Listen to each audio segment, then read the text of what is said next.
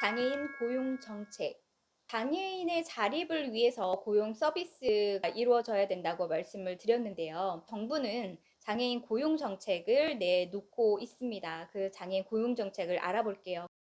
우리나라 장애인 정책 유형은요, 크게 두 가지로 말씀드릴 수 있습니다. 소득으로 보장해 주는 거, 일자리로 보장을 해 주는 게 있어요.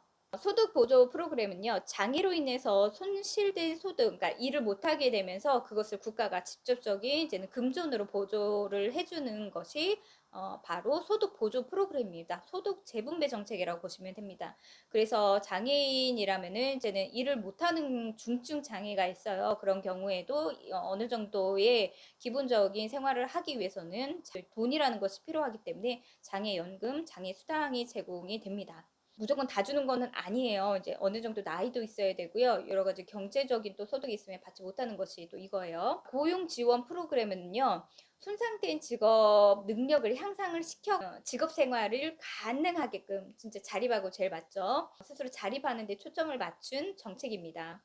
고용 지원 프로그램으로 조금 더 들어가면은요, 우리나라는 장애인 고용 지원을 위해서 의무 고용 제도와 차별 금지 제도를 운영을 하고 있습니다. 의무적으로 장애인을 몇 퍼센트 고용해야 된다라는 게 의무 고용이고요. 그리고 차별 금지 제도, 장애인을 차별 없이 근무시켜야 되고 장애인을 차별 없이 채용 공고를 내음에 있어서 일함에 있어서 생활함에 있어서 차별하지 말아야 된다. 이제 이게 차별 금지 제도입니다. 어느 나라는 의무고용 제도만 발휘하는 데가 있고요. 어느 나라는 차별금지 제도만 발휘하는 데도 있는데 우리나라는 의무고용 제도와 차별금지 제도 둘 다 채택해서 사용을 하고 있습니다. 장애인 의무 고용 제도에 대해서 알아볼게요. 법적으로는 장애인 고용 촉진 및 직업재활법 제28조에 의거하여서 근로자 총수의 100분의 5 범위에서 장애인 의무 고용률 이상에 해당하는 장애인을 고용하여야 한다 이렇게 되어 있습니다. 장애인을 고용해야 되는 대상으로는요. 국가, 지방자치단체, 그리고 민간기업으로서는 상시 근로자 50명 이상을 고용하고 있는 사업주가 해당이 됩니다. 즉 여기는 소정 근로 시간이 60시간 미만인 초단기는 제외한 상시 근로자 50명 이상인 민간기업이 여기 포함이 됩니다. 그러면 장애인 의무 고용률이 어느 정도 되느냐? 총 근로자 수의 3.1%입니다. 이거는 민간기업 기준이에요. 민간기업은 총 근로자 수의 3.1% 이상을 장애인으로 고용을 해야 됩니다. 그리고 국가, 지방자치단체, 공공기관은 3.6% 이상을 장애인으로 고용을 해야 돼요. 법으로. 이렇게 고용을 하게 되면은요, 혜택이 있어요. 의무 고용률 이상을 고용한 사업주에 대해서는 고용 장려금을 지급을 합니다. 사업 규모에 상관이 없이 고용 장려금을 지급을 하고요. 물론 불이익도 있어요. 장애인 고용률에 못 미친 장애인을 고용을 했다면은 고용 부담금을 부과를 합니다. 장애인을 고용을 할 수 있도록 법으로도 이렇게 되어 있습니다. 그리고 두 번째, 고용 지원 프로그램 중에서 차별금지 제도에 대해서 알아보도록 하겠습니다. 장애인 차별금지 및 권리 구제 등에 관한 법률을 약칭 장애인차별금지법에 의하면 모든 생활 영역에서 장애를 이유로 한 차별을 금지하고 장애를 이유로 차별을 받는 사람의 권익을 효과적으로 구제함으로써 장애인의 완전한 사회 참여와 평등권 실현을 통해서 인간으로서의 존엄과 가치를 구현함을 목적으로 한다라고 되어 있습니다. 장애인 차별하지 말아야 된다는 겁니다. 잘 알고 있죠? 네, 어떻게 차별하지 말아야 되는지 좀 알아볼게요. 나도 모르게 장애인 차별하고 있을 수 있거든요. 자, 첫 번째, 간접 차별입니다. 한 기업체에서 채용 공고를 냈습니다. 열린 마음으로 차별을 두지 않고 누구든지 지원하여서 일할 수 있도록 할 거야 라고 채용 공고를 냈는데 열정 있고 몸 건강한 사람이면 누구든지 지원하셔도 됩니다. 함께 일하시죠 라고 채용고를 냈습니다. 이거 차별일까 아닐까요? 차별입니다. 신체 건강한 사람, 자 그렇다면 신체가 건강하지 못하고 불편한 장애인은 배제되는 거가 되겠죠. 장애인의 장애를 사유로 정당한 사유 없이 제한하거나 배제하거나 분리 거부 등에 대해서 불리하게 대하는 경우 간접 차별에 해당이 합니다. 그리고 직접적인 차별입니다. 아까처럼 이제 돌려서 이제 얘기하는 것이 아니고 직접적으로 차별을 하는 거죠. 형식상은 불리하게 대하지 않을게요. 근데 정당한 사유 없이 장애를 고려하지 않는 기준을 적용함으로써 장애인에게 불리한 결과를 초래하는 경우입니다.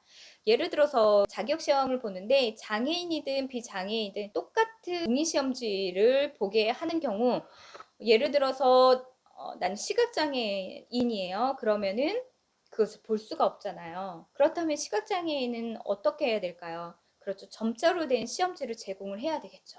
하지만 평등하게 시험 기회를 주겠습니다 하면서 시각장애인이든 비장애인이든 이렇게 종이 시험지를 주는 것은 차별입니다. 직접적인 차별.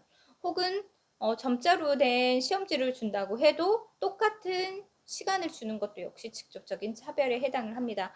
왜냐? 점자 있는데 시간이 굉장히 오래 걸립니다. 그렇기 때문에 평등이라고 하면은 그냥 똑같이 주어지는 것이 평등이라고 표현하기는 어려워요. 형평성 있는 평등이 주어져야 된다는 거죠. 장애인 차별금지법상 차별행위, 다음은 정당한 편의 제공 거부입니다. 정당한 편의라는 것은요, 장애인이 장애가 없는 사람들과 동등하게 같은 활동에 참여할 수 있도록 장애인의 성별이라든지 장애 유형, 정도, 특성을 고려해서 여러 가지 편의시설이라든지 아니면 인적 물적 재반 수단을 구비를 해야 된다는 거죠.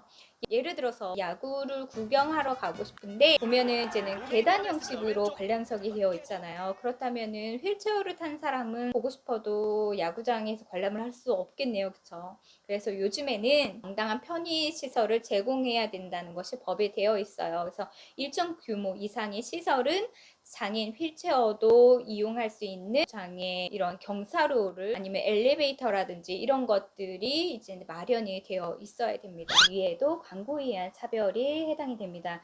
예를 들어서 귀머거리 영어는 가라 땡땡 영어하고 이런 식으로 하는 것도 역시 장애인 차별에 해당이 됩니다. 또한 장애인이 보조견을 동반해 가지고 대중교통을 이용하거나 아니면은 공공장소 숙박시설 식품 접객업소 이런 여러 사람이 모이는 곳을 출입하려고 할 때 거부하면 이것도 차별이거든요. 예를 들어 노키즈존이 있는 것처럼 이제 노애견 존이라는 것도 있잖아요. 그래서 많은 이제는 공공시설이라든지 식당 같은 경우에는 애견 동반 금지 이런 것이 많이 있는데 장애인 보조견은 거부하면 안 된다는 거죠. 작년인가요? 예비 보조견을 훈련을 위해서 마트를 가려고 하는데 이제 마트 직원이 이 강아지 데려오면 안 된다고 해서 출입을 금지하는 사건이 있어서 조금 시끌했죠. 보조견 또는 장애인 보조기구에 대해서 이제 차별을 금지하고 있습니다. 그것 이외에도 아직까지도 장애인에 대한 차별을 하는 경우가 많이 있죠. 이런 장애 인식 개선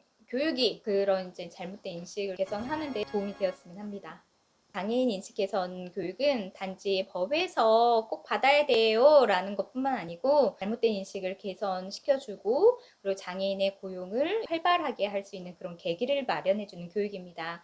조금 더 구체적으로 알아보면요. 직장 내 장애인 인식 개선 교육은 교육 의무가 있어요. 근거 법령은 장애인 고용법 제5조의 2, 제5조의 3, 제82조, 제86조 시행령 제5조의 2, 제82조, 제82조의 2, 83조 뭐 이렇게 쫙 있어요. 그래서 교육 의무는 사업주는 직장 내 장애 인식 개선 교육을 실시하여야 한다라고 되어 있습니다. 그 목적에는 여러 가지가 있지만 직장 내 편견을 제거하고 장애인 근로자의 안정적인 근무 여건을 조성하고 장애인 고용 확대의 목적이 있습니다. 교육 시간과 횟수는 1시간 이상을 받아야 되고요. 연 1회 이상 받아야 한다고 못 박아져 있어요.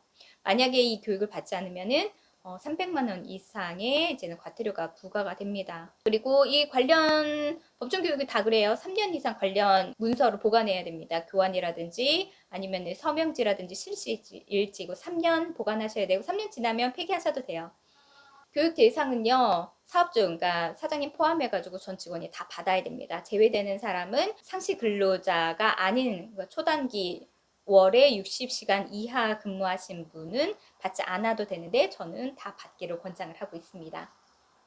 교육 내용으로는 장애인의 정의, 장애 유형, 그리고 장애인 인권, 차별금지 및 정당한 편의 제공, 장애인 고용 촉진 및 직업 재활과 관련된 법과 제도 등에 대해서 이야기를 하고 있고요. 관련돼서 쭉 얘기를 드렸죠. 앞으로 남은 게 장애 유형별로 어떤 식으로 우리가 직업 재활에 도움이 될 수 있는지, 편의 제공을 어떻게 해야 되는지, 어떤 식으로 더불어 살 수 있는지에 대해서 계속해서 말씀을 해드릴게요. 어떤 사람이 교육을 해야 되는지도 법으로 정해져 있어요. 직장 내 장애인 인식에서는 자격 기준에 있는 강사, 그리고 자체 교육, 사업주 또는 내부 직원 또는 지정교육기관 위탁이 된 곳에서 교육을 할 수 있습니다. 강사 같은 경우에는 상시 근로자가 자체 교육이 가능한 즉 사업주나 내부 직원이 가능한 거는 상시 근로자가 50명 이하일 때 가능하고요. 저희 같은 경우 상시 근로자가 50명 이상이기 때문에 전문 강사 자격 기준이 있는 사람이 해야 되고요. 네, 수료를 했습니다. 네, 제가